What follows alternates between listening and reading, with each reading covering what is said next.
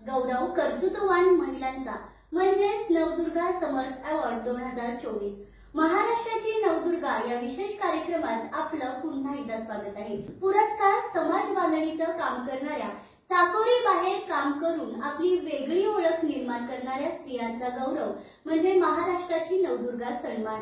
गेल्या 5 वर्षापासून हा स्त्री शक्तीचा जागर अविरतपणे सुरू आहे।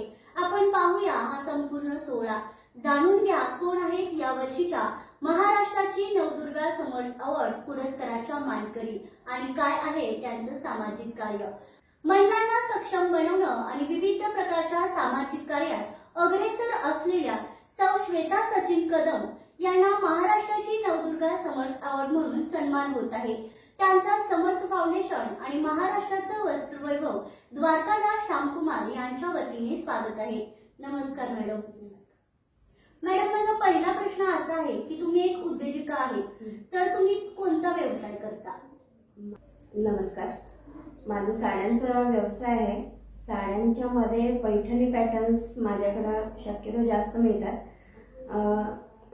ज्या छोट्या छोट्या म्हणजे लेडीज ज्या आहेत त्यांना पैठणीमध्ये नाही जमत, जास्त पैठणी हेवी असतात, त्यामुळे नाही कॅरी करू शकत त्या किंवा नाही खरेदी करू शकत। अशा महिलांसाठी कमी रेंजमध्ये चांगली व्हरायटी माझ्याकडे 6 ते 7 प्रकारच्या पैठणीमध्ये कलेक्शन आहे।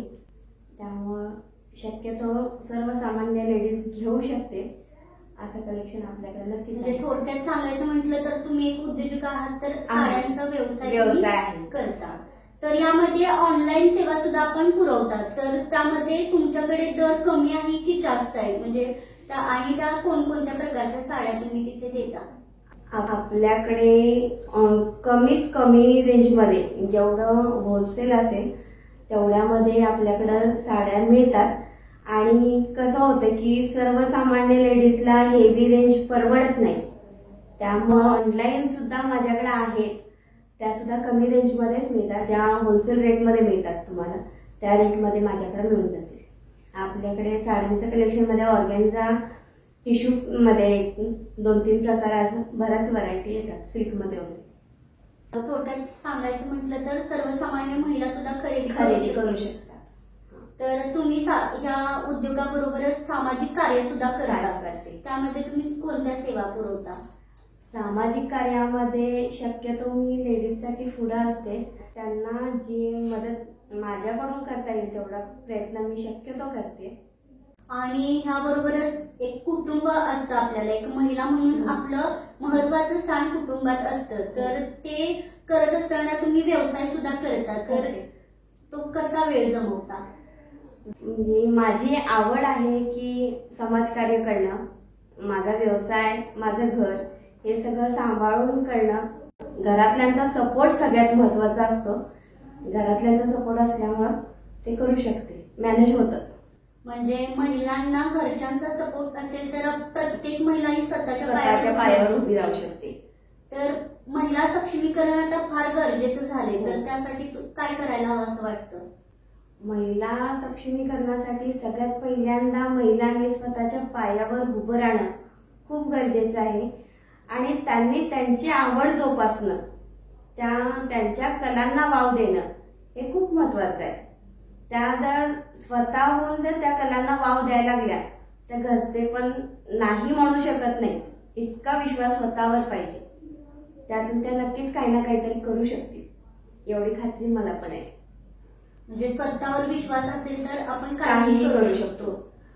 तर तुम्ही सामाजिक कार्य सुद्धा करता, त्याबरोबरच तुम्ही महिलांसाठी कार्यक्रम सुद्धा घेता, तर ते कोणते कार्यक्रम असतात? मी विजयमाला फाउंडेशनची उपाध्यक्ष आहे आणि त्यातून आम्ही छोटे मोठे कार्यक्रम घेत असतो। आणि माझ्याकडे शक्यतो एक 250 ते 300 लेडीज आहेत ज्या माझ्या सोबत काम करतात, त्यांच्यासाठी मी छोटे छोटे कार्यक्रम घेत असते।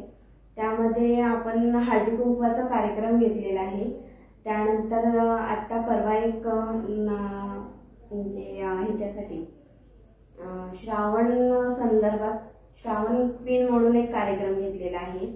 आता दांडियाचं नियोजन आहे, असे बरेच कार्यक्रम छोटे छोटे चालू असतात। वृक्षारोपण वगैरे केलेलं आहे, बरेच म्हणजे जेणेकरून लेडीजला काहीतरी थोडासा वेळ मिळावा, त्यातून त्यांच्या संसारातून त्या बाहेर याव्यात, 4 माणसात मिसळाव्यात, एवढीच अपेक्षा असते. आणि त्या आनंदी खुश राहिल्या की घर खुश राहील एवढी अपेक्षा असते. त्यामुळे जेवढा आनंदी त्यांना मला ठेवता येईल तेवढं मी फाउंडेशन तर्फे करण्याचा पूर्ण प्रयत्न करते. सामाजिक कार्यातून तुम्ही त्यांना आनंद देण्याचा प्रयत्न करते. हा, तर आता आपण महिलांसाठी काय संदेश देऊ शकता?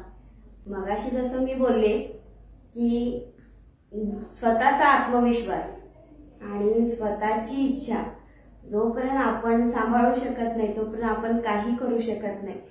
मला एकच वाटते की आपण आपली इच्छा किंवा आपले जे ऍक्टिव्हिटी आहेत त्यांना पहिल्यांदा प्राधान्य द्यायला पाहिजे. हाच एक संदेश आहे की तुम्ही स्वतः जर ऍक्टिव्ह राहिलात तर तुम्ही सगळ्यांना ऍक्टिव्ह ठेवू शकता. म्हणजे स्वतःची आपण आवड जपल्यानंतर आपण इतरांना सुद्धा आनंद देऊ शकतो. महाराष्ट्राची नवदुर्गा समर्थ अवॉर्ड या राज्यस्तरीय सन्मानासाठी आपली निवड झाली आहे. समर्थ फाउंडेशन आणि द्वारकादास श्यामकुमार परिवाराकडून आपलं अभिनंदन.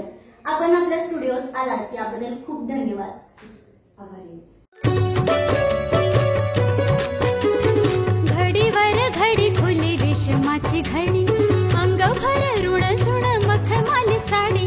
घडीवर घडी खुली रेशमाची घडी, देखण्या रूपाची रंग वाढवते गोडी. निळ्या निळ्या नभावर चांदण्यांची खडी, झगमग उसळला लडीवर लडी. लाखामध्ये शोभणार मीच फुल झडी, घडीवर घडी खुली रेशमाची घडी. द्वारकादास श्यामकुमार दुल्हन साडी, लेटेस्ट डिझायनर साड्या, कॅटलॉग कलेक्शन साड्या, काठा पदराच्या नवीनतम साड्या, डिजिटल प्रिंट साड्या, बनारसी शालू, पैठणी यासारख्या पारंपरिक साड्या, लग्न बस्त्यासाठी महाराष्ट्राचे प्रथम पसंतीचे नाव द्वारकादास श्यामकुमार, महाराष्ट्राचे वस्त्रवैभव. लक्ष्मी रोड, लक्ष्मीपुरी, कोल्हापूर. घडीवर घडी खुले रेशमाची घडी.